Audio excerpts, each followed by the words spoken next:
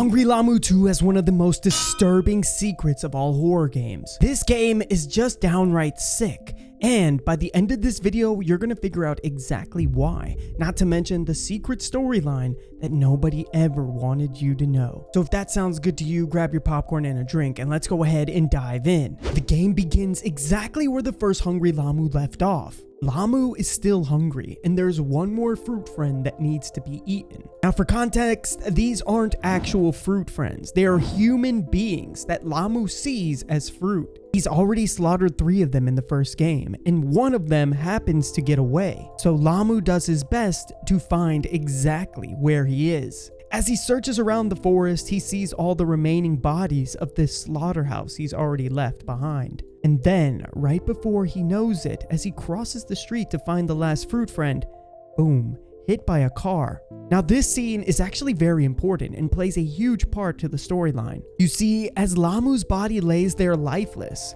a truck is shown in the frame. It's from Dean's pig farm, and a mysterious man arises from it. Both of these key notes are super important, so remember them, but we'll come back to them later. The screen comes back into focus, and that's where we're back at the campsite, the same spot right before the horrifying slaughter from Lamu himself. You'll notice, we have 3 friends with us sitting at this campfire: Ken, Tasha, and Leon. Each one of them serves their own role in this story. Leon is a young man whose family owns Dean's pig farm. And yes, you heard it right, the same logo that was on the truck that hit Lamu. He's not only a great big brother, but also very savvy in the woods. He's the reason why they even have a fire to begin with. Ken seems like an all-around good guy, but he admits that he's allergic to bees. Thankfully, he has his EpiPen, so everything should be okay. Now, the last character here is Tasha. Tasha seems like a great friend who loves to climb trees. Unfortunately though, that's what Lamu took advantage of when he killed her. Either way, all of your friends are back alive in your imagination at this point, and there's only one thing left to do. The main character, the protagonist that we play as, needs to use the bathroom, and he begins to walk in that direction. However, as he begins to walk, his friends stand up behind him. They start saying things like, "Where are you going? You left us. And more importantly, you left us to die to that monster." Showing the backstory of how it all happened that night. Apparently, our protagonist decided to use the bathroom and look for his dog Moochie. When he got up to do so, just by a fate of luck, well, for him at least, he survived and escaped the camp, but all of his friends were killed by Lamu shortly after. This guilt that lives inside of our protagonist, you would think would be unnoticed, but he lives with it forever and ever, as he's the reason why they all came here to begin with. He convinced each and every single one of them to come on this camping trip before they all went away. So now, the fact that he's the lone survivor and the reason that they were all there, he wakes up in a frightened panic, heart racing in his bedroom. And you'll notice this has been no easy task for him. He's collected newspaper articles, evidence, and many other things, including a map of the area to find and track down the llama who killed his friends. Even stranger, he's been living in a cave this entire time. The first piece of evidence that we come across as we leave this cave is that a local genetic scientist discovered cures from animal DNA. These 2 men were absolutely brilliant, and both had their own motives as to why they wanted to create this formula. Let's start with Dr. Bronze, as his son suffered from muscle dystrophy, which is a group of genetic diseases that causes progressive muscle weakness and the loss of all muscle mass almost, leaving his son very weak and brittle, not able to play with any of his friends. All he could do was stay at home every single day until this cure was made. And then there's Dr. Terry, or Terry Argolo, who graduated college at the age of only 16 years old. His whole goal was a lot different compared to Eric Bronze. He wanted the fame and the fortune, and many people were comparing him to the next Isaac Newton. However, things took a dark turn when Dr. Bronze was exposed as a fraud. You see, the science field is no easy task. It's a dog-eat-dog world, and other scientists said that Dr. Bronze had a 3-year-old's imagination, and that there was no scientific reasoning behind any of his theories, claiming that everything that he had done to this point was a fallacy, and that's when he was suspended as well as Terry from their lab, until you come across another note. This note explains the murder at the Braun's residence. It claims that the entire Braun's family, including Eric Braun's, Tina Braun's, and their son, which is left unnamed, were a family of 3 that were slaughtered inside of their own home. It claimed that Eric and Tina Braun's heads were detached from their bodies as they laid across the floor, nowhere near their necks, and the living room was a mess with furniture thrown about and flipped over. However, the most mysterious part of all of this is that the son with the muscle dystrophy seemed to be missing from the scene. Police formed a search party, but he's still nowhere to be found, which leaves you to wonder what happened to Terry Orgolo, the ex-scientist that used to be his partner. Strangely enough, he was actually arrested for shoplifting of all things. And the article claims that he was just trying to steal 1 bottle of soda and 1 bag of chips, attempting to leave without paying. What's most important about this article is the fact that many are now disappointed in how the young prodigy has wasted his years due to his bad behavior, all coming from 1 suspension. The public completely turned on Terry and claimed that this is what he truly deserves. Terry at this point was at a rock bottom. You could imagine being so close to getting everything and then having it all snatched away from you just because some other scientists and people in your profession were just straight up jealous. They not only pulled his livelihood away from him, but his dreams, causing Terry to do anything and everything in his power to get it back. And that's when we find the next document titled Employment. And what is most importantly is what is circled in red. Dean's Pig Farm is hiring, and they need a delivery driver, and they're accepting anyone, even an ex-convicted person. But that's where we're left off, as the next scene that we see is Hungry Lamu waking up, but this time he survived the car accident. However, now he's inside of somebody's basement. There's good news and bad news here. The good news is Hungry Lamu has been patched up. He looks to be okay. The bad news is he's trapped inside of a cage, and he's wearing an electric collar to make sure he never leaves it. And with questions running through his mind, that's when a tomato fruit friend shows up. But this isn't your ordinary fruit friend. No, it's far from it. As Hungry Lamu tries to escape, this tomato gets closer, claiming that he will aid to complete his research, and that everyone will get what they deserve. And you can already guess who this fruit friend is. And if you say Terry, then you're completely right. Terry found exactly what he's been looking for this entire time. A creature that survived the test. And you can see the ambition in his eyes. His whole motive has completely changed. It's not just about fame and fortune anymore. He wants to get revenge on the people that put him down to begin with. The craze in this tomato's eyes, even from Hungry Lamu's perspective, is absolutely pure insanity. And then he says some haunting words. Let's start digging, searching through his memories to find the key to his success. The first memory that we see is him bringing a syringe filled with medicine to a blue llama doll and a rose to a pink llama doll. This signifies his mother and father, the syringe showing that his father was doing tests on him, and the rose to commemorate his mother's memory. Once he does this, it opens up an even broader memory, showing his mother and him sitting inside the living room as he prepares to go to bed. You can see this poor llama was just a young boy, and all he wanted to do was play with his friends and hang out outside. But as he prepares for bed, you can see the sad truth as to why he can never go outside with his friends. When he goes to drink his milk, his hands look bony and brittle. When he goes to lay down for bed, putting his book on the table, his feet look frail and feeble. This shows the sweet innocence of a young 8-year-old boy who sees himself as a llama and recollects all of these memories as just a llama's family, gaining inspiration from the book that he lays down next to his own bed, bringing some sense of joy and comfort to the sad situation that he's living, almost as a scapegoat out of his own frail body and into the mind of a strong llama.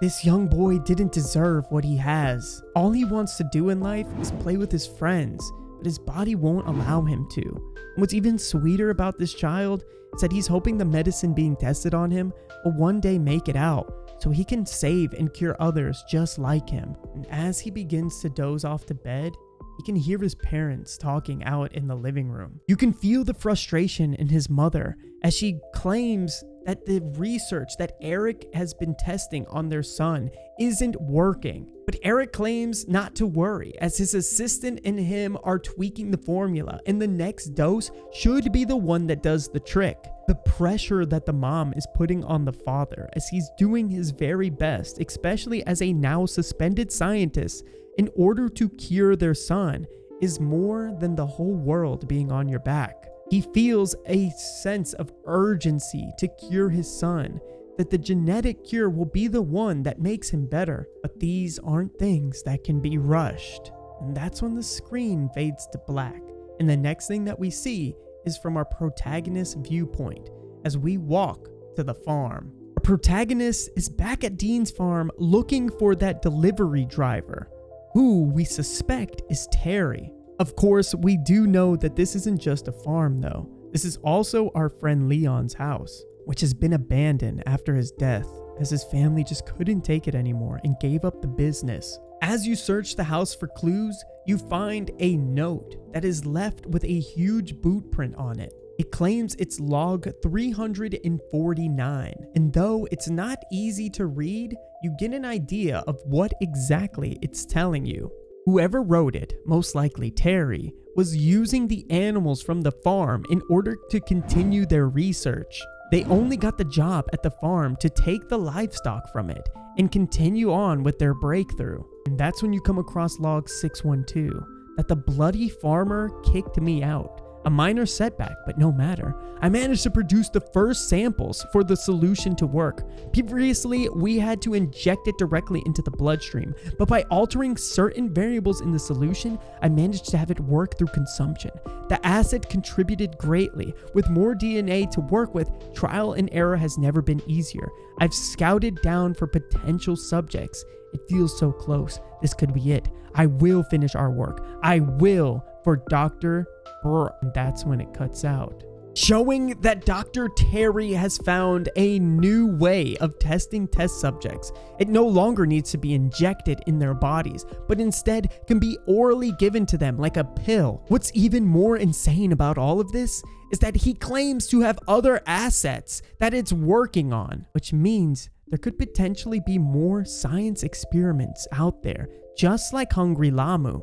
But that's gonna have to go on pause as you begin to smell a burning sensation within the house. And as you walk over to your old friend Leon's room, that's when you see a body burning alive. It claims that it's in so much pain, and that's when it takes you back outside of the farm, teleporting you to what looks like hell. Leon says things like, "Why did you make me go?" as he slowly turns around towards you.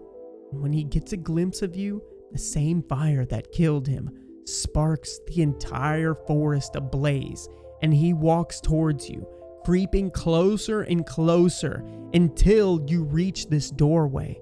And once you're through it, you wake up once again, heart beating faster than ever. And someone who looks just like Leon just happens to be looking right at you. However, this is actually his brother, the little brother Aaron, the same one that he was teaching how to box. He tells you about how the farm's been abandoned for months and that nobody wanted to buy the land, so it's just been stagnant. But every once in a while, he comes back to get some memories in. And today just happens to be Leon's birthday.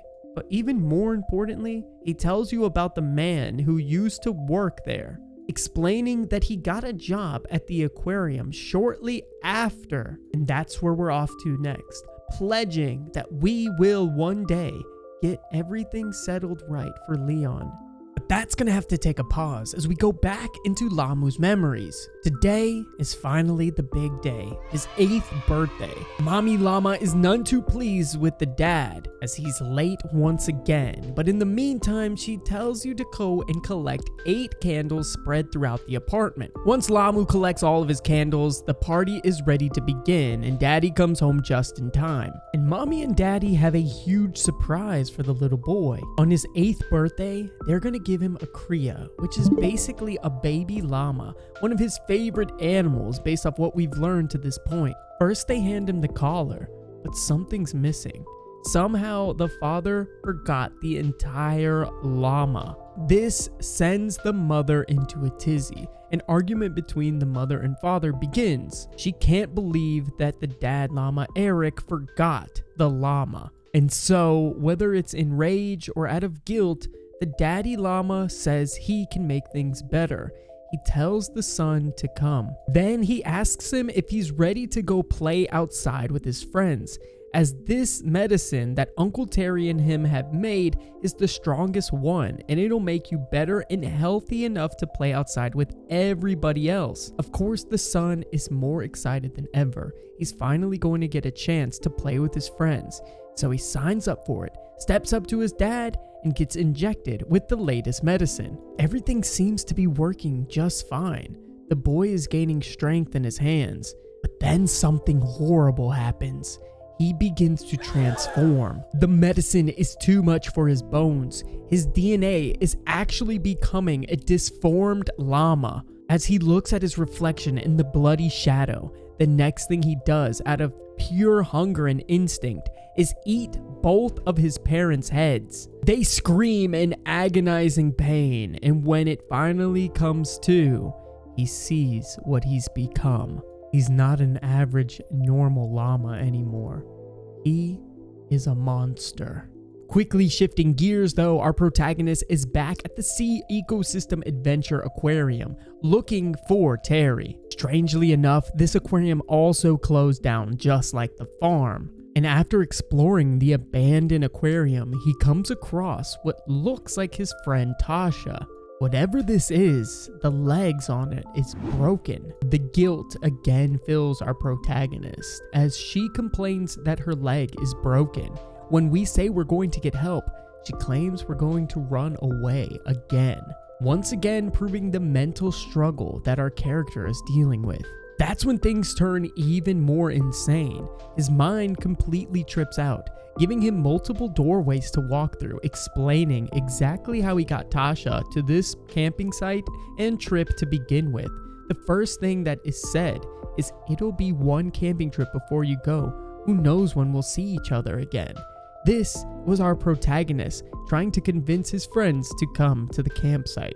With each dialogue between him and Tasha, you get clues as to which door to walk towards. And as you walk closer, the tree in the middle of these doorways continues to grow higher and higher until you finally see it, the same tree that Tasha fell out of before the llama ate her alive.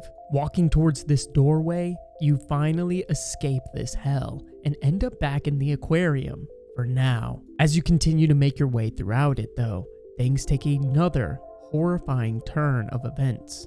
The screen goes red, and that's when you see multiple versions of Ken, completely filled with bee stings, the same ones used to kill him. The grief continues to ride through the protagonist's mind, with Ken speaking to him saying, "You killed us. This is all your fault." And as you walk through a maze of Kens, the pain and suffering continues to get worse. He also reveals that the protagonist told him it was just a dumb myth, that nothing would happen. This proves that our protagonist knew about the llama in the forest and perhaps was doing research on him before the campers even went. Maybe he had a motive as to why he chose that forest out of all of the forests in the area to have his camping trip. Once we get through the maze, we say that we're sorry and promise to end all of this and make things right, and eventually stumble across a rental agreement from Terry Orgolo in his apartment building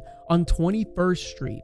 Coincidentally, this is the same apartment complex that the Bronze family lived in. We also stumble across his identification card, which has not only his date of birth, but also his direct address. And now we have everything that we need to put an end to this monstrosity. Our protagonist heads straight over to the 21st Street apartment building, finding an axe to make his way into the secret basement. Once inside, he finally finds Terry and calls him out for all the horrifying things he's done. Terry says that his friends were just trivial and that the breakthrough is something that will change everything. He then tells the protagonist to get the heck out of his lab and let the dead be dead.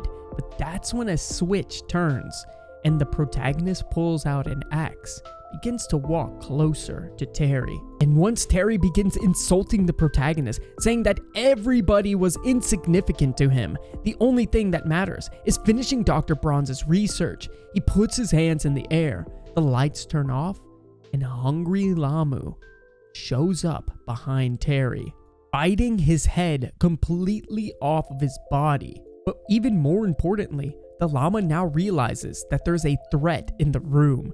He tries to escape. This shows a mental struggle inside of the llama's brain, showing exactly who that little boy once was, the struggle between what the medicine has made him become and what he wishes he could have been. You see, the whole time, the llama wanted to be good, but the narrator or the voice inside of his head was telling him to do all of these evil things.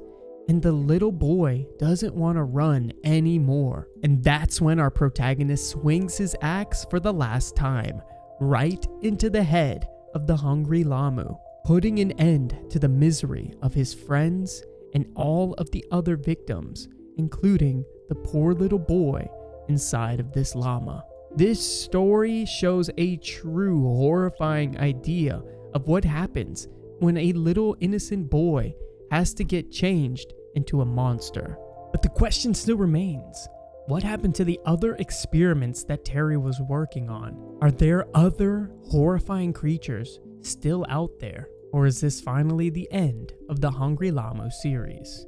Well, ladies and gentlemen, I hope you enjoyed today's video. If you want to see more videos just like this, or the full gameplay of Hungry Lamu 2 from my perspective, check out this video right here.